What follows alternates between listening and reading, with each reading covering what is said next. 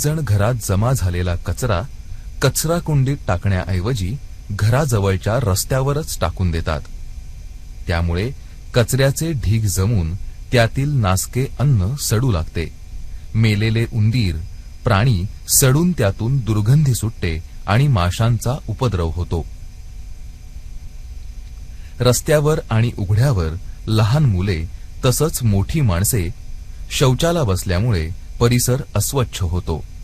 जागोजागी थुंकणे, बाहेर खाणे झाल्यावर उरलेले खाद्यपदार्थ आणि पुड्यांचे कागद कचरा पेटीत न टाकता बसल्या जागीच टाकणे यामुळे कचरा साठतो. कारखान्यातून आणि घराघरातून वाहणाऱ्या सांडपाण्याचा काही ठिकाणी योग्य निचरा होत नाही.